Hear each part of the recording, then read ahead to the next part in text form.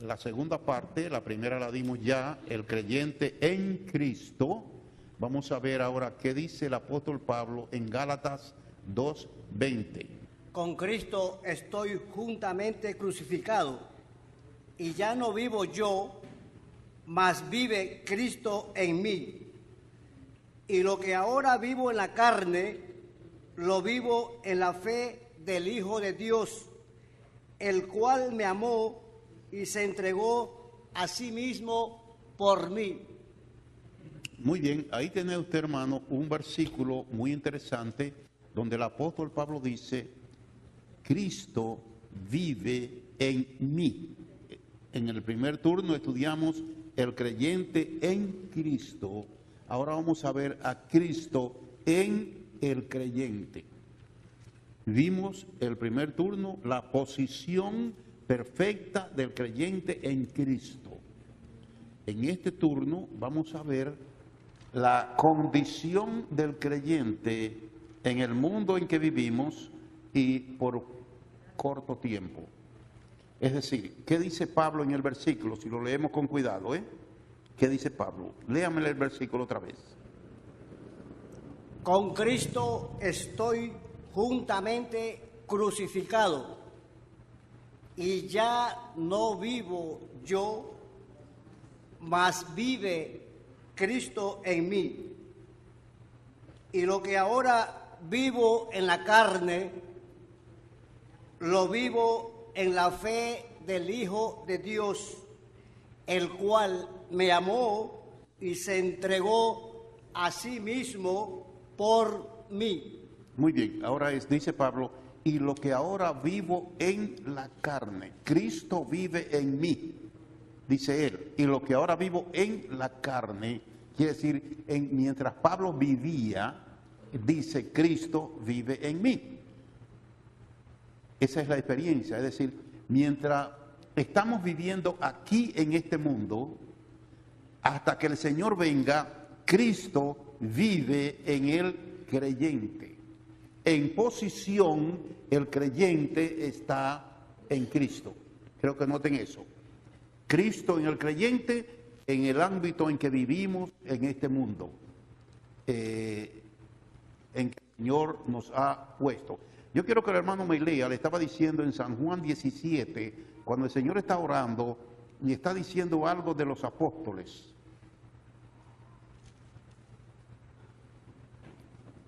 San Juan 17. ¿El mundo os aborrecerá? Sí, no, cuando dice, vosotros no sois del mundo, pero yo los he enviado, eso. Esa no está en la lista, pero me lee esa porción donde el Señor dijo eso en su oración. 17, 16, algo por ahí. San Juan capítulo 17, versos 16 y 17. No son del mundo, como tampoco yo soy del mundo.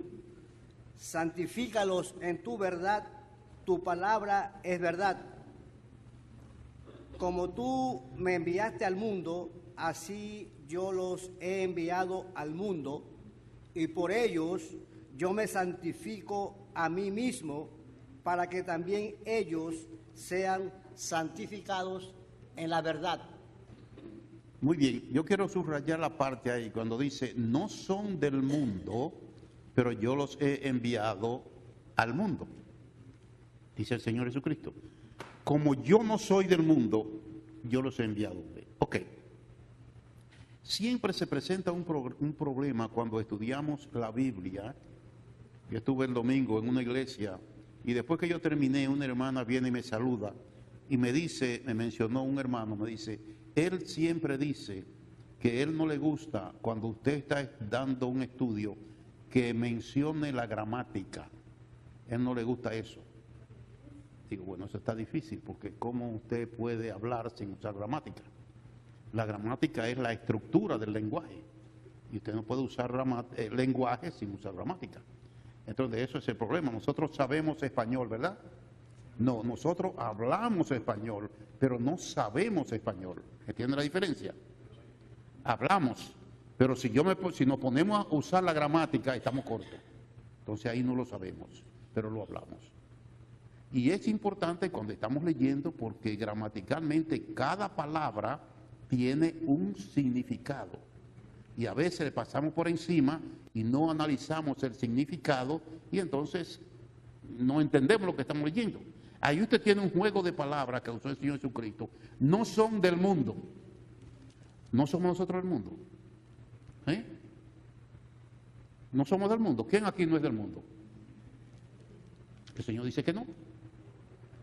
El asunto es qué significa la palabra mundo ahí, y luego cuando él dice yo los he enviado al mundo, son dos significados diferentes. No es el mismo, aunque es la misma palabra. Cuando él dice no son del mundo, está diciendo no pertenecen al sistema diabólico del mundo. Él nos sacó de ahí. No somos de ese mundo diabólico de pecado y bajo el control de Satanás. No somos de ahí. Pero Él nos ha enviado al mundo. ¿A qué mundo? A ese. No a los hombres. ¿Entienden la idea? La palabra mundo en la segunda parte tiene que ver con hombres. En la primera parte tiene que ver con el sistema maligno de este mundo. Y tenemos que entenderlo así, si no vamos a tener problemas de interpretación. Así que es importante, ya leímos que el apóstol Pablo dice que en la carne, Cristo vive en él, y lo que él vive en la carne, en este mundo de personas y también de maldad, diabólico, dice él que Cristo vive en él.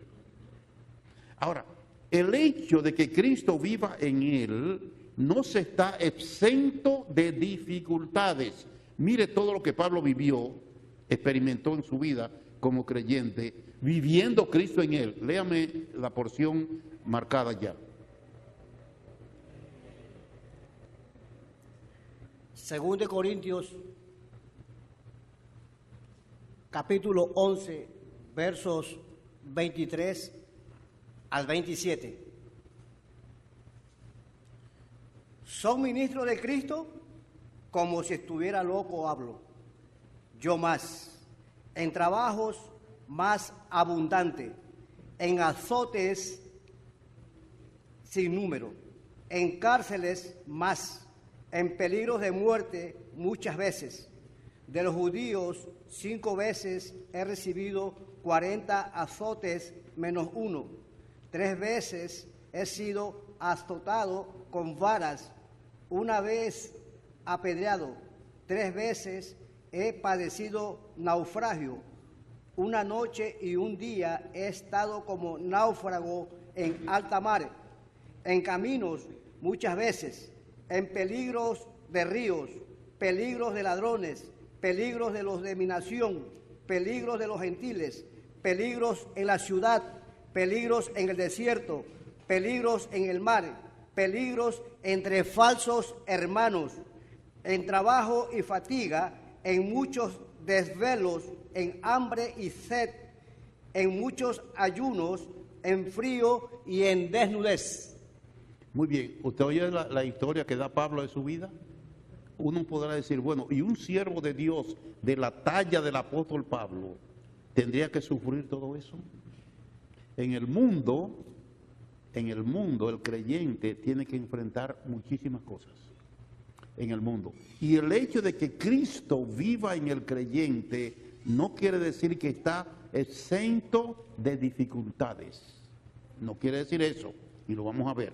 Entonces, es muy interesante que pensemos en esto y la razón por la cual Cristo vive en el creyente en medio de las dificultades que le ofrece este mundo a la iglesia, al cristiano.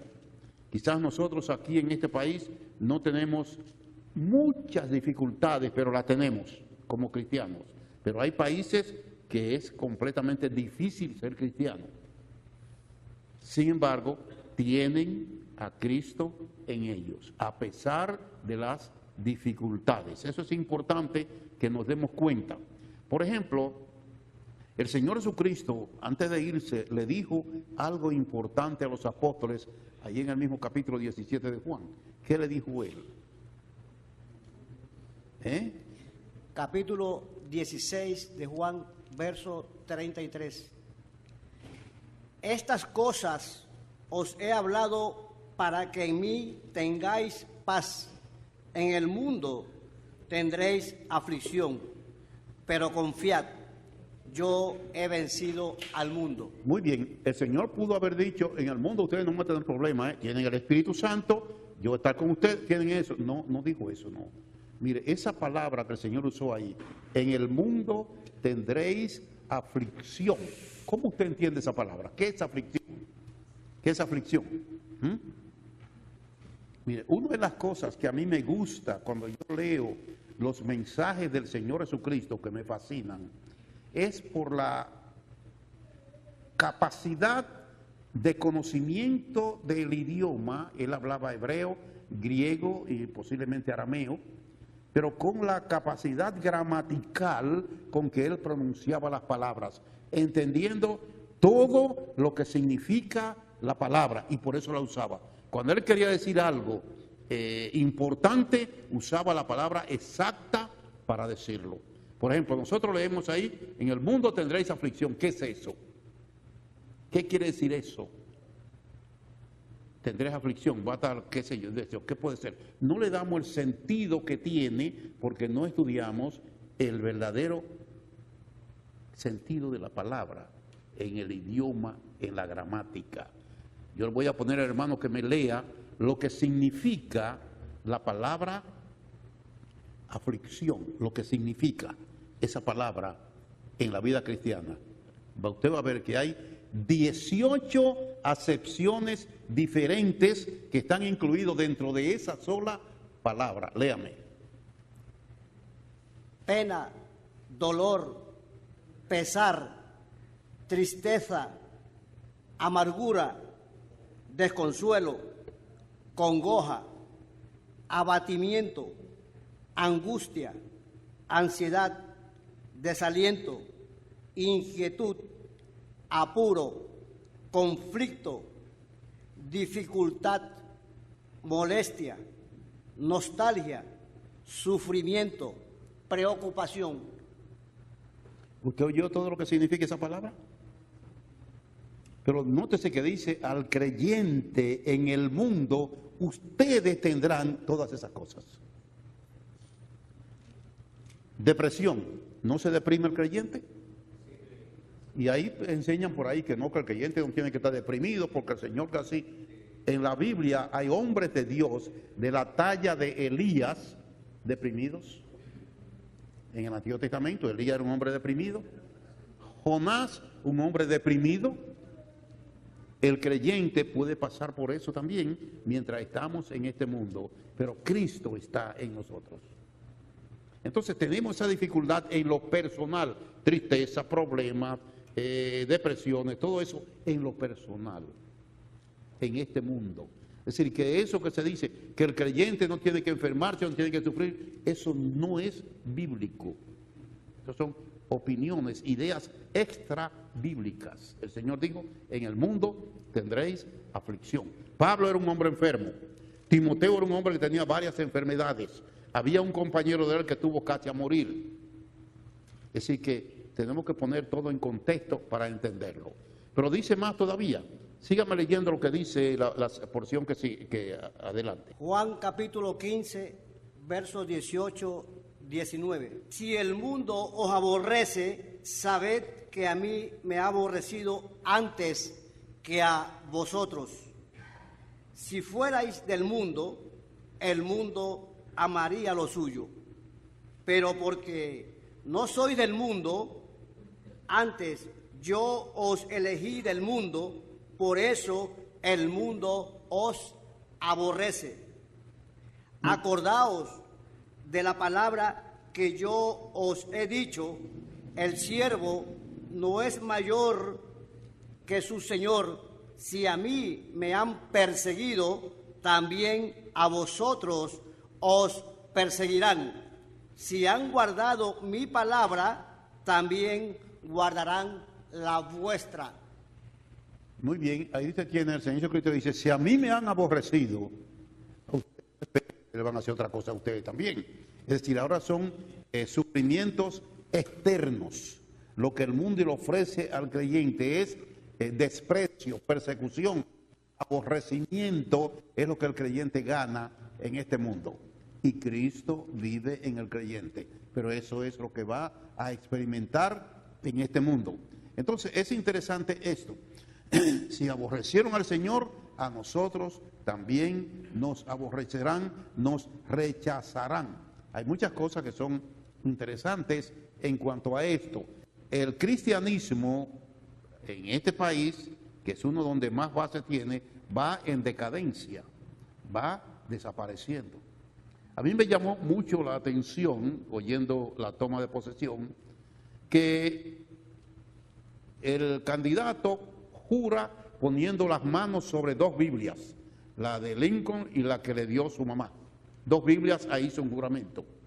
Después de eso vino un pastor y dio un mensaje de Mateo capítulo 5 sobre las bienaventuranzas. Después vino un señor y hizo un resumen de la historia del país basada en los primeros hombres que establecieron este país y cómo todo lo hicieron bajo Dios. Y después vino una señora y hizo una oración bastante larga en el nombre de Jesucristo. Interesante, ¿verdad? Me llamó la atención.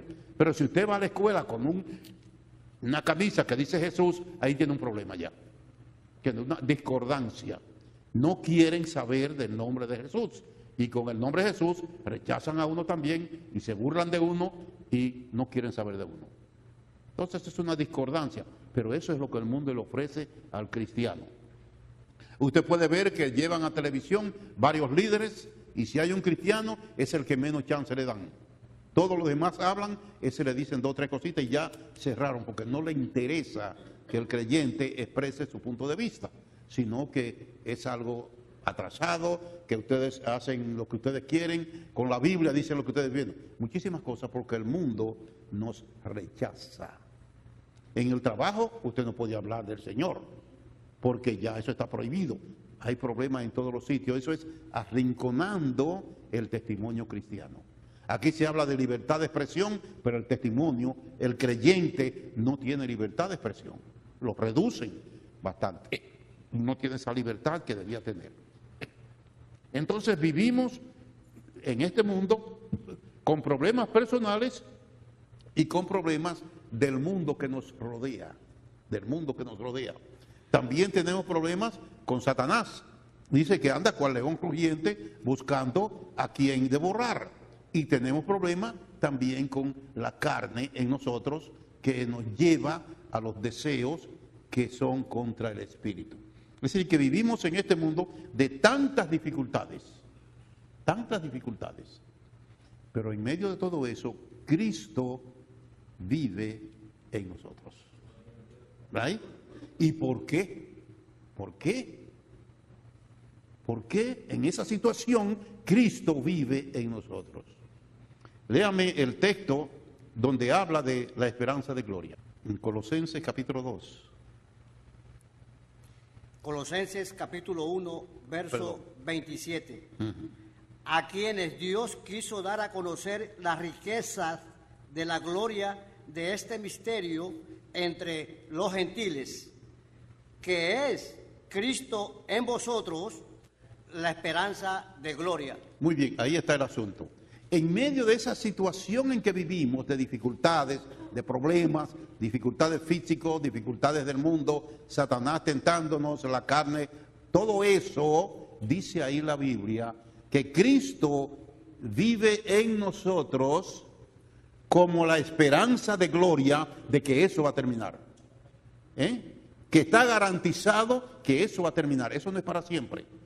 O nos vamos nosotros de este mundo o el Señor nos lleva, pero no es para siempre. Es decir, hay dificultades, sí, la hay, pero no nos olvidemos, Cristo vive en mí y eso es una señal de la victoria que vamos a tener. La garantía, la presencia de Cristo en nuestras vidas. Allá en el Salmo 91 y el versículo 15 dice, y es Dios que está hablando, en medio de la angustia yo estaré con vosotros. Nosotros quisiéramos que no tener angustia, quisiéramos estar libres, y mucho se dice por ahí de eso, pero el Señor no dice que va a quitar la angustia, sino que en medio de ella Él hace acto de presencia, y eso está garantizado que al fin tendremos la victoria sobre todo esto. Pero nótese los dos versículos. Posición del creyente delante de Dios, perfección perfecta y eterna. Cristo en nosotros, en medio de las dificultades, la garantía de que la victoria viene a favor de nosotros. Un día seremos sacados de todas esas dificultades y todo eso quedó atrás. Y el apóstol Pablo termina diciendo que lo que sufrimos aquí no ha de compararse con las glorias que nos esperan allá. Es decir, que aunque somos cristianos, aunque Cristo vive en nosotros, tenemos que enfrentarnos a todas estas cosas que nos rodean. Y el apóstol Pedro dice que somos llamados a sufrir por Cristo, a sufrir por Cristo. Y esto es interesante, no nos sintamos mal, sino hay dificultades, sigamos adelante, que la victoria al final es de nosotros y estamos dando un testimonio. Pedro dice que con esos sufrimientos glorificamos el nombre de Dios. No blasfemamos, sino que glorificamos a Dios, porque sabemos que tenemos protección de parte de Dios. Protección de parte de Dios. Uno dice, bueno, pero si matan a uno, bien, desde nuestro punto de vista hubo pérdida, pero desde el punto de vista de Dios no. Del punto de vista de Dios no. Del punto de vista de Dios nos sacó de la prueba y nos llevó a su presencia. Entonces tenemos de nuestra parte esto. Cristo en nosotros, en medio de las pruebas y las dificultades, tanto físicas como producidas por el mundo, como producidas por Satanás, como producidas por la carne. Tenemos la garantía de que Él es la esperanza de gloria, de salir de esa situación, de irnos a la presencia de Dios. Entonces tenemos que mirar dos cuadros, la posición del creyente y la condición del creyente en este mundo. Una posición eterna, una condición temporal, hasta que el Señor venga o hasta que salgamos de este mundo. Entonces ahí usted tiene estos dos versículos. El creyente en Cristo, posición, Cristo en el creyente, en medio de las circunstancias en que vivimos, Cristo está en nosotros. Y Pablo dice, y lo que ahora vivo, lo vivo en la fe del Hijo de Dios.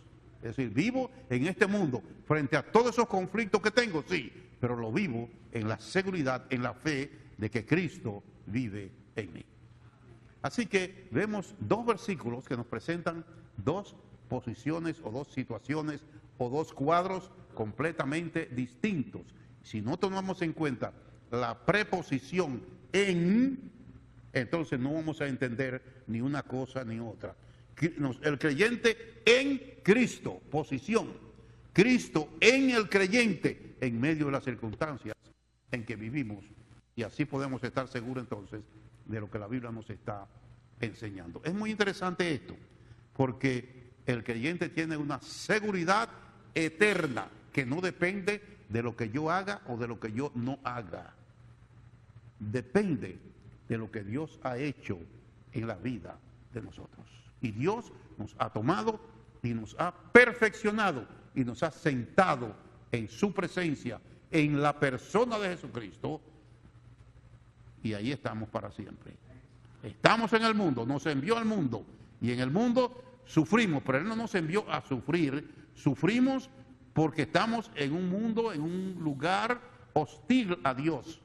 Pero dentro de ese mundo, entonces Él nos manda a brillar. Me lo puede leer en Filipenses capítulo 2, ese versículo que dice cuál es nuestra responsabilidad en medio de este mundo en que vivimos. Filipenses capítulo 2, allí dice que debemos de ser luminares en medio de una generación maligna y perversa. Filipenses 2.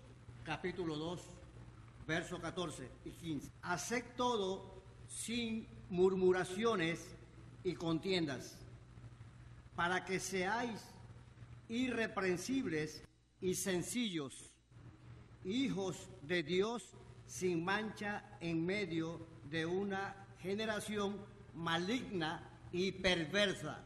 Ok, así es que el creyente tiene que vivir en medio de esta generación que le ofrece tanta hostilidad, como brillando, dando luz, Cristo en su corazón y brillando como un testimonio de lo que somos como creyentes en el Señor Jesucristo. Así que el mundo necesita ver nuestra luz brillar en medio de las dificultades, vernos representar o demostrar la persona del Señor Jesucristo. Bien, si hay alguien aquí esta mañana que todavía no conoce al Señor Jesucristo como Salvador personal, no mire esto como una derrota, como una dificultad. Esto es una victoria en Cristo. El que no es creyente, él tendrá un destino triste y de condenación. Pero si venimos a Cristo, llegamos nuestras vidas a Él, estaremos en sus manos con la seguridad que Él nos ofrece. Dice, mis ovejas están en mis manos y nadie las arrebatará. Mi Padre que me las dio, también las tiene en sus manos y nadie las puede arrebatar de la mano de mi Padre. Así que tenemos seguridad, aunque hay conflictos, aunque hay dificultades, aunque hay problemas, pero tenemos seguridad de que nuestras almas están seguras en Cristo por la eternidad. Así que no es igual de los que van al infierno para siempre por no conocer a Jesucristo como Salvador personal. Le invitamos para que dé un saltito de un lugar a otro, del lugar de condenación al lugar de salvación, del lugar del mundo que está controlado por Satanás a la esfera donde se manifiesta la persona del Señor Jesucristo. Acéptelo como Salvador y su nombre pasará a estar inscrito en el libro de la vida. Vamos a orar. Padre Celestial, de nuevo estamos en tu presencia pidiéndote que nos ayudes para seguir meditando en tu palabra y considerar las lecciones que tú tienes para nosotros en ella. Gracias porque hoy, además de adorar al Señor Jesucristo, aprendimos sobre nuestra posición gloriosa que tenemos en la presencia de Dios. Y te bendecimos por esto, Señor. Y ahora aprendemos que todavía estamos en este mundo porque el Señor nos envió, dice, yo los he enviado al mundo porque se necesita dar testimonio a los que todavía no conocen al Señor, para que ellos también puedan venir a la luz, a la salvación, al perdón de pecados y a la vida eterna. Bendice, Señor, tu palabra y dirígenos conforme a tu gracia, en el nombre de Jesucristo.